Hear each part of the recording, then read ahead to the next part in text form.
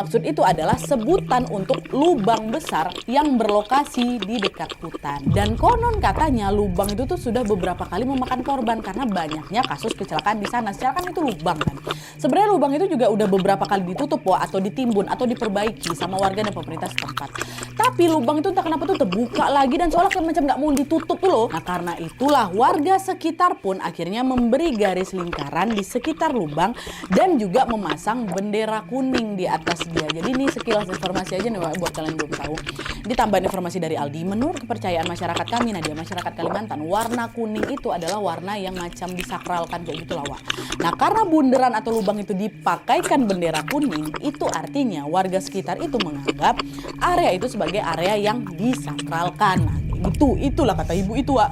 Nah, mendengar penjelasan si ibu warung, perasaan si Aldi ini makin berubah nggak enak lagi. Dia ngebatin dalam hati, alah maksudnya apa nih? Masa aku nggak bisa pulang malam ini? Kalau misalnya aku nggak balik, aku mau nginep di mana malam ini gitu kan? Nah, karena dia nggak mau overthinking, Aldi pun menolak usulan ibu itu dengan sopan. Bu, iya sih Bu, emang kayak gitu ya ceritanya. Tapi maaf Bu, saya tetap harus pulang malam ini lah Bu. Soalnya besok saya ada kerjaan, kata si Aldi. Oh alah, ya udahlah Mas. Kalau gitu saran saya, udah kamu sekarang aja baliknya sebelum semakin larut. Nggak usah lama-lama di sini, kata si ibu. Nah, karena ibu ini khawatir terjadi sesuatu kan, Wak.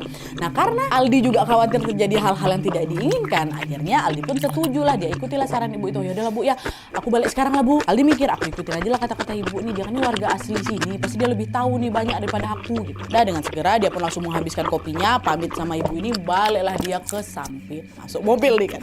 Nah, ketika Aldi mengendarai mobil pickupnya keluar dari desa Warung tadi, Wak, semua berjalan lancar-lancar aja pertama ya Nadia. Meskipun jalan malam itu sangat sepi, Aldi itu sama sekali tidak menemukan keanehan apapun lagi.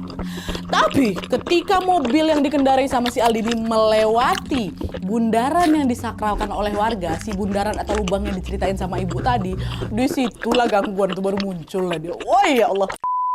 Nah jadi nih Wak, ketika mobil yang dikendarai Aldi ini sampai atau melewati bundaran itu, tiba-tiba pula lah kebelet pipis aku. Macam udah nggak bisa ditahan, nyesel aku nggak kencing sebelumnya tuh kan. Kebelet pipis, ya mau nggak mau aku tepikan lah mobil itu di pinggir jalan kan, buang air aku di semak-semak di situ. Nah, buang air bentar, balik mobil lagi. Tapi di saat mobilnya mau dinyalakan Wak, nggak hidup, nggak nyala-nyala mobil tuh, mati mesin tuh. Apa nih kok nggak bisa hidup, kayak mana aku balik nih? Tadi sebelum aku pipis bebek aja kok mobil ini, kenapa jadi tiba-tiba kayak gini, kata si Aldi kan. Dicek bentar tuh mesinnya sama si Aldi. Aldi kan orang reparasi kan, waktu dicek nggak ada yang bermasalah, Nat. Aman-aman aja semua, yang nggak ada yang soak sama sekali. Tapi dinyala itu nggak bisa-bisa. Nah karena mobil tuh nggak nyala-nyala, Aldi mau ngubungin temannya, minta tolong jemput aku nih, aku minta bantuan gitu, nggak mau nyala mobil nih. Waktu dicek HP itu tiba-tiba sinyalnya mendadak hilang, Wak. Nggak ada sinyal. Jadi dia nggak bisa nelpon, nggak bisa ngirim SMS, nggak bisa ngirim WhatsApp, semua nggak bisa. Dan parahnya lagi, Wak, lokasi di mana